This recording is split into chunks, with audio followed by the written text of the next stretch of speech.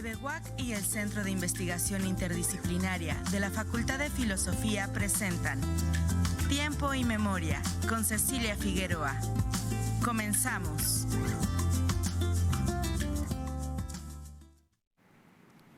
Hola, buenas tardes, bienvenidos a una emisión más de este programa. Afortunadamente, nuestras generaciones de la licenciatura en Historia están tratando temas novedosos, temas a los que no habíamos volteado a ver, como es el caso de Kevin Simon, a quien entrevistamos la semana pasada. Y hoy el tema que vamos a abordar, a través del cual han hecho investigación e incluso documentales, es decir, divulgación de la historia, es el tema del Chan, que tiene que ver con estos seres mitológicos del México prehispánico que prevalecen hasta el momento, que cuidan el agua, y para ello nos acompaña el historiador Morel Luna. Hola, Morel, gracias por acompañarnos. Gracias, maestra, por invitarnos nuevamente, con gusto. Gracias. Pues les decía a los televidentes que Morel y Juan Ángel Salinas. Ha de ser bien codo, porque nunca me acuerdo de Juan Ángel Salinas. Y Juan Ángel Salinas, con un grupo también de antropólogos, por ahí vi a un antropólogo que conozco, todo un equipo de jóvenes historiadores, se fueron a El Marqués, específicamente a Mascala, aunque también otras comunidades, y ahí fueron a hablarnos del mito del Chan. ¿Qué es el Chan para la gente del municipio del Marqués, Morel? ¿Y por qué detenerse en él? Pues bueno, el Chan es una entidad anímica, ¿no? Que es difícil definir, ¿no? Sus características son bastante variables, pero parece ser un ser importante dentro de la cosmovisión pues de la cultura local, ¿no? De las personas que habitan estas localidades de aquí del Marqués. Y la importancia del Chan es que precisamente es un ser que cuida y protege el agua, ¿no? Aparentemente. Dentro de la propia municipio del Marqués, que encontramos ahí la comunidad de La Cañada, Amascala, Tongo, pues se encuentran varias narraciones en torno a las actividades que podría desarrollar el Chan del agua, ¿no? Por ejemplo, en La Cañada, yo lo escuchaba desde niño, mi madre me contaba que era un temor muy grande cuando la enviaban a traer agua al pozo, ¿no? Le decían que no se asomara demasiado porque el Chan la fuera a jalar, ¿no? Sin pensar qué es lo que fuera el Chan. En cambio, por ejemplo, en Amascala se decía que cuando estaba el Chan en determinado lugar, hay un lugar que le llaman ahí la alberca, que es parte de la infraestructura de la hacienda, ¿no? Para la acumulación del agua y posterior distribución para el riego.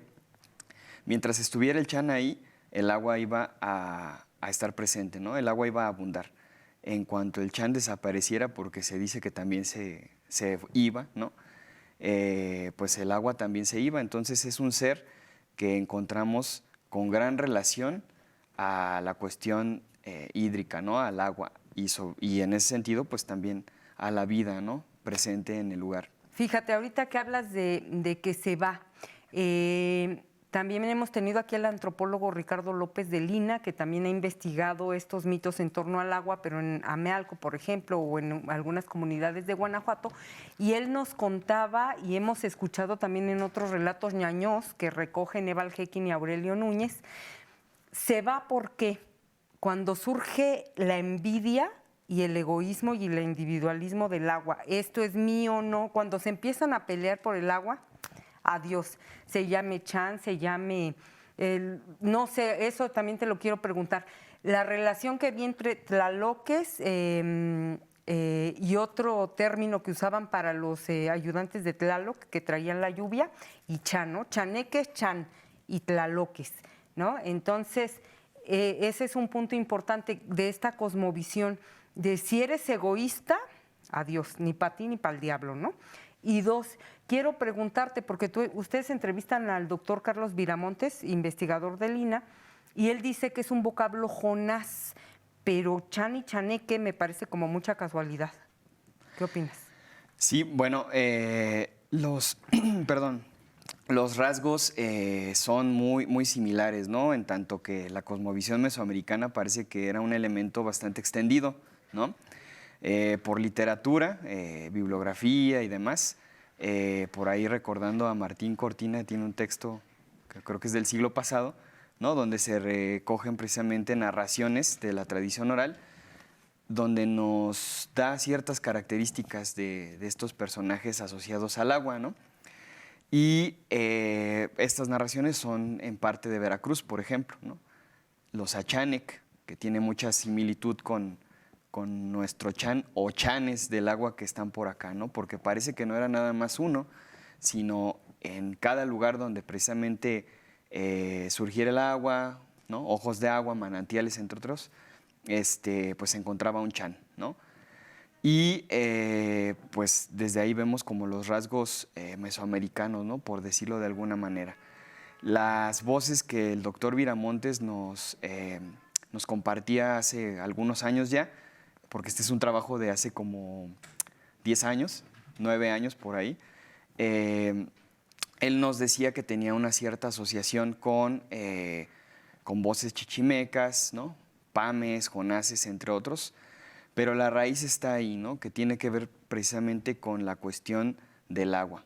Achanec, chanes, chaneques, ¿no? Que también encontramos esa parte, me parece que entre los mayas, y que esas características de estar asociado al agua, pues tiene que ver también con los más famosos que conocemos, los tlaloques, ¿no? Entonces, los ayudantes de Tlaloc. Y todo esto porque esa cosmovisión precisamente también tiene su significación en la idea de que en las montañas se guardan los mantenimientos, ¿no? Entre ellos, pues el agua también. Entonces, son como grandes depósitos, ¿no? de semillas, ¿no? De los alimentos, y eso está cuidado y resguardado por los tlaloques, en este caso pues los chanes, ¿no?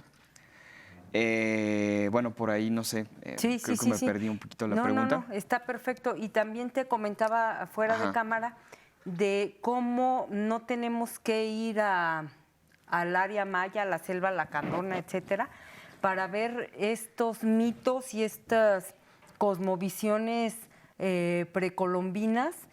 Aquí en nuestras comunidades de al ladito, el Marqués, la Cañada, está aquí, pasando donde terminan los arcos de Querétaro, ahí está. Y ahí podemos ver lo que descubrió Johanna Broda, que te decía que vi en un documental de Canal 14, en torno a un mito que no me voy a acordar cuál, pero que los investigadores daban por perdidos, ¿no? Y entonces un día se sube a un cerro y ve a un campesino, y entonces el campesino le dice, mira, es que el cerro y el animal, y dice, ahí está el mito, no se ha perdido. Y así cuando yo estaba viendo sus documentales, Morel, me dio mucha alegría porque yo dije, es que nuestros mitos y seres mitológicos mesoamericanos están aquí donde se terminan los arcos, ¿no? No, o sea, no los hemos perdido. Y ahí está el valor de tu trabajo y el trabajo de tus compañeros, que es recapitular, revalorar y traer esto que es pues nuestra historia viva, la historia de nuestras comunidades, de nuestros abuelos, traerlo aquí al presente, ¿no? Esa es una labor que te quiero reconocer y quiero decirle a los televidentes que para mí es muy importante. Y bueno, vamos a continuar con esto del mito. Fíjate que hay una parte muy conmovedora en donde les preguntan, ¿cómo es el chan o qué es? Y entonces dicen, es un changuito. Bueno, yo no lo he visto, pero mi mamá me decía que es un pescadito. Pero mi abuelita me decía que es un alicante y que ahí donde no hay agua, en ese rinconcito donde había una piedra, ahí ¡fum!, se enroscaba. Y también era como el coco, porque así como a tu mamá le decían, si te asomas al pozo, te jale el chan, la gente dice, no, pero es que a lo mejor también lo usaban para espantarnos, porque decían que si nos asomábamos mucho, nos metíamos mucho a fondo, el pescadito nos jalaba, ¿no? Entonces, eso me pareció muy significativo, todo el imaginario que se forma en torno a este personaje, pero quiero que tú, que eres el realizador del documental y no yo, que ya te estoy arrebatando el micrófono, nos platiques de por qué el Marqués, porque digo, te pudiste haber ido a Peñamiller, pues no, porque ahí no hay agua, ¿verdad? ¿Por qué el Marqués? Bueno, voy a rescatar varias cosas, ¿no? Efectivamente, este documental lo realizamos varios compañeros, ¿no? Entre sociólogos que tenían conocimientos del manejo de las cámaras, ¿no? Antropólogos que también tenían una perspectiva asociada a la historia y nosotros que éramos historiadores, ¿no? Entonces, la idea es precisamente que buscábamos documentar, ¿no? Precisamente la memoria histórica de las localidades que no necesariamente estaban dentro de la ciudad, sino más bien dentro en las periferias, ¿no? Vamos a llamarlo así. Y pues que su práctica cotidiana está asociada a la cuestión agropecuaria, ¿no? Tienen un contacto fuerte con elementos de la naturaleza que constantemente atraen a su vida diaria. Entonces, se nos hacía importante que a través del ejercicio de la historia oral pudiéramos documentar, hacer registro de esa memoria de las personas, ¿no? Que han tenido pues, experiencias variadas a lo largo de su vida, ¿no? Y que pues en ese sentido revelaban o daban a notar parte del patrimonio cultural, ¿no? que es propio de estos pueblos. Entonces, claro, pudimos habernos ido a cualquier otro lugar, sin embargo, la particularidad de estas comunidades nos atraía, nos llamaba la atención y además, ¿no? Hubo la coincidencia de que la universidad del área de antropología tenía por ahí activo un proyecto en la comunidad de Amazcala, ¿no? Entonces, realmente planteamos nuestra investigación al asociarnos también con los antropólogos y al tratar de conocer más fuertemente, digámoslo así, pues las localidades que están fuera de la ciudad de Querétaro, porque teníamos la consideración también de que pues la mayoría de los historiadores pues tienen trabajos bastante interesantes de la ciudad, sin embargo sigue quedando fuera de esas investigaciones pues otras localidades, ¿no? Se me hace que los historiadores más jóvenes que recientemente están egresando la licenciatura están también retomando estas partes periféricas, ¿no? Por ahí en la maestría hay un compañero que está haciendo un trabajo muy interesante sobre Ajuchitlán, ¿no? Pero bueno, esto para justificar la cuestión del por qué en el Marqués, ¿no? Y ¿podemos retomar la pregunta? Sí, sí. De hecho, ahí ustedes entrevistan a este cronista que es muy amable y simpático de La Cañada. Gustavo, y Gustavo dice, ¿te acuerdas de su apellido? Pérez Lara. Pérez Lara, Gustavo Pérez Lara, el cronista de La Cañada, dice, no, pues es que, a ver, espérenme, vamos a empezar por el antecedente histórico. Ajá. De Querétaro, ese acueducto tan majestuoso que ustedes ven, ¿de dónde creen que salía esa agua que surtía la ciudad? Pues de La Cañada, ¿no? De la alberca y de los manantiales del Capulín, bueno, del manantial del Capulín, y luego se almacenaba en la alberca y luego surtíamos de agua a Querétaro.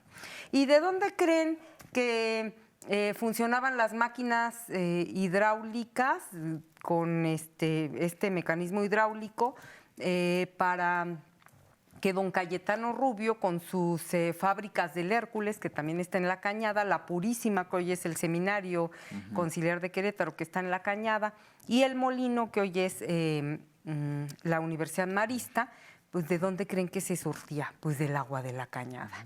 Y los trapiches y los los obrajes, que son estos lugares donde se hacían las telas, los telares, de la época del virreinato, ¿dónde creen que ensuciaron el río Querétaro y qué agua creen que contaminaron? Pues la de La Cañada. Entonces, caes en la cuenta. Por supuesto, el Chan tenía que estar en La Cañada, pues ahí estaba el agua. ¿A dónde en el siglo XX, a principios del siglo XX, 1916, se iba de paseo Venustiano Carranza cuando venía a Querétaro a bañarse con las aguas divinas curativas a La Cañada? Entonces, pues sí, claro, el Chan tenía que vivir en La Cañada, ¿no? Uno de los lugares. Sí, ahora que menciona todo este panorama, también creo que teníamos como 3 intenciones principales al realizar este documental. Uno, pues lo que decíamos, ¿no? Documentar la memoria histórica de las localidades. 2, pues mostrar el panorama del patrimonio cultural del Marqués, ¿no? Y 3, pues la situación actual hasta ese momento del agua, ¿no? Su estado pues de escasez, ¿no? Que en los últimos años pues ha aumentado, ¿no? Tenemos ciudades en crisis debido a esta cuestión. En fin, por eso en el sentido del patrimonio cultural nos dispusimos a capturar imágenes de todo el municipio, de la mayoría de las comunidades que pudimos visitar, sus fiestas, ¿no? Sus lugares, ¿no? El paisaje de cada una de estas localidades y también, bueno, sus aspectos de religiosidad. Pero también por ahí hicimos la propuesta a unas vecinas de la comunidad de Pocitos, en el Marqués, que también a lo largo de su vida habían escuchado esta narración por voz de algunos de sus familiares, ¿no? Particularmente de una de sus tías, mencionan ellas, y como son pues, músico, pues ellas se dispusieron a realizar el tema principal de ahí del documental, ¿no? También otros señores, no me acuerdo ahorita el nombre de la agrupación, pero ellos también tienen algunas canciones de localidades del Marqués, ¿no? Entonces se nos hacía que era una oportunidad bastante favorable para mostrar estas manifestaciones del propio municipio, ¿no? Y ¿sabes qué? También la forma en la que se explican que se agotó el agua, ¿no? Digo, si no eres de esa comunidad y eres así súper occidental y pues dices, pues está bien fácil, como pasa siempre, la ciudad gandaya le quita el agua a las comunidades, ¿no? Y para la industria, etcétera, ¿no? Pero ellos, ¿cómo lo conceptualizan? Dicen en tu documental, las señoras ya muy grandes, no, pues que se lo llevaron, que los de Atongo. ¿Cómo que se lo llevaron? Sí, se acabó el agua porque se llevaron al Chan. Él no se quería ir, pero para seducirlo se lo llevaron con música, ¿no? Y entonces te decía que después ustedes, bueno, no sé si es antes o después, hacen otro documental que también tiene que ver con el agua, que es de esa misma zona, pues agrícola finalmente, que es San Isidro Labrador. Y ahí te decía que vi un paralelismo muy chistoso, que dice un señor, pues es que nos lo pidieron del lobo de aquí de la comunidad y entonces ya se los prestamos que para que lloviera, pero luego ya que no estaba, que no es cierto, que se perdió. Y entonces ahí nos inventamos la forma de que nos lo volvieran a prestar y mangos que ya no se los regresamos, pues si era de nosotros, ¿no?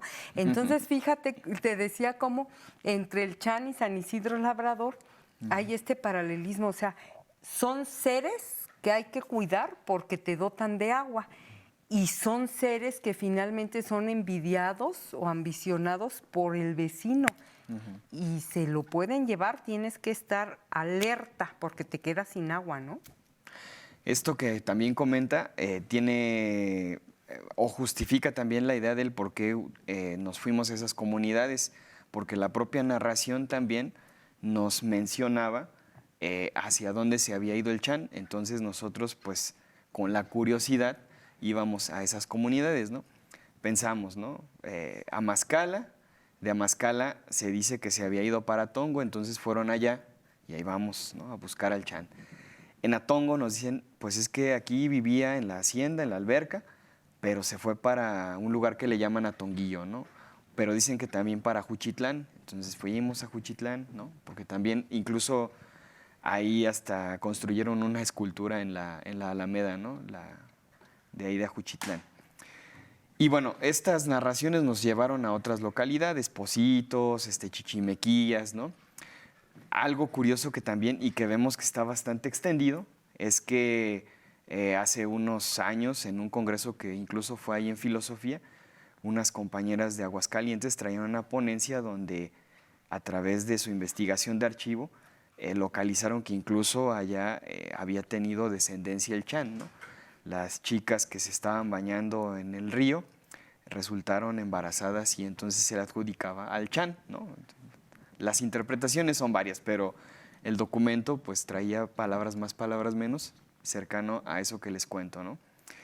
Y como tenemos el video en internet, en YouTube, pues por ahí alguien escribió que incluso por Chihuahua, ¿no?, existe también esta narración. Entonces está sumamente extendido pues este mito, ¿no? Es mesoamericano, ¿no? Diría Exacto. López Austin. Pues Morel, desafortunadamente el tiempo se nos ha terminado. Muchas gracias al historiador Morel Luna. Gracias. Y a nuestros televidentes, nos vemos en la próxima emisión. Buenas tardes.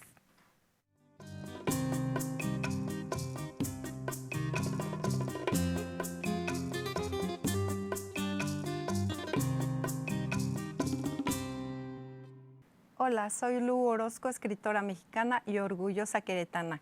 Les voy a compartir un relato que se llama Nadie lo ve y que está en esta compilación que se llama 100 relatos durante la cuarentena. Nadie lo ve. Tirado en la calle tosía muy fuertemente Víctor.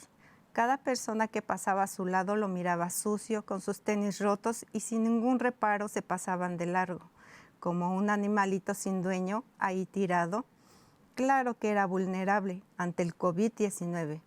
Su asma lo hacía aún más. La ambulancia pasó con su ensordecedor ruido. Una paramédico lo vio, alertó a su compañero para que se pararan ahí. Lo vieron con todos los síntomas del contagio. Los dos se miraron con incertidumbre de recogerlo o no al fin. De todos modos no tenía dueño. Una forma cruel de decirle que era un niño de la calle. Por fin lo recogieron, quizá al ver lo mal lo que estaba o porque su conciencia llamó a su puerta. Víctor llegó al hospital muy grave. Lo tuvieron que entubar para poder salvarle su vida. Efectivamente, estaba contagiado con la famosa COVID-19, que ha matado a miles de personas en todo el mundo, que nos ha tenido presos en nuestras propias casas y que a su vez, como ironía del destino, asesina humanos, pero le da la vida a toda la naturaleza y la purifica. Camila cumplía su turno, su doble turno de hecho. Muchas enfermeras ya no quieren trabajar por obvias razones, pero Camila no deja de ayudar. Lleva 2 días completos sin dormir y está a punto de hacerlo cuando llegó Víctor. Sintió un golpe en su corazón, lo vio allí con su cuerpecito frágil, inmóvil, flaquito, blanco de sus piernas, pero de sus brazos quemados por el sol. Camila sintió que el cansancio se desvaneció. Sabía que había algo bello en él, así que por obra del destino no llegó nadie a suplirla. Tuvo que quedarse otra vez en el hospital. A lo lejos escuchó un ruido del televisor. 1924, 875 cantidad de contagiados. 1.924.878 muertos. Víctor pasó la noche ahí. Camila hacía sus rondines de toda la noche. Toda la sala estaba llena de contagiados, unos más graves que otros. Pero ella no dejaba de pensar en Víctor. Por fin terminó el agotante turno. Se fue a su casa para ducharse y tomar fuerzas. Subió a la micro, pero al contrario de verla como una heroína, todos la miraron como una amenaza. Miradas crueles y palabras ofensivas salieron de la boca de todos los pasajeros. ¡Qué sociedad tan nefasta! Ella, salvando vidas, sin dormir y medio comer, y ellos, tratándola así. Los escasos pasajeros la bajaron de la micro. Ya ni a los asaltantes bajan así, pensó ella. Un amigo la encontró y la llevó hasta su hogar. Ella vivía sola, pues su marido la abandonó por ser estéril. Solo se bañaría, comería algo y pondría la alarma para poder dormir. Era algo justo después de tanto sacrificio y amor. Al día siguiente, Camila se levantó más feliz que nunca. Quería ver a Víctor, quería comprobar si ya había mejorado. Llegó al hospital, La sala estaba llena nuevamente. Y cómo no, si la gente parece bestias, sin seguir las indicaciones de quedarse en casa. Pasaron las semanas. Víctor se recuperó. Camila por fin vio aquella hermosa sonrisa que tenía. Se enamoró de él como el hijo que nunca tuvo. Le dieron el alta. Camila lo vio partir con un profundo dolor. Como cuando muere alguien o como cuando te despides del amor de tu vida en un aeropuerto. Cuando sientes que te arrancan el corazón cuando alguien se aleja de ti. Camila no pudo más, le gritó para que esa pequeña silueta no desapareciera. Lo abrazó fuertemente y le pidió que se quedara a su lado. Así el destino nos une, unos mueren y otros por completo les cambia la vida. Muchas gracias. TVUAC y el Centro de Investigación Interdisciplinaria de la Facultad de Filosofía presentaron Tiempo y Memoria con Cecilia Figueroa. Gracias por acompañarnos.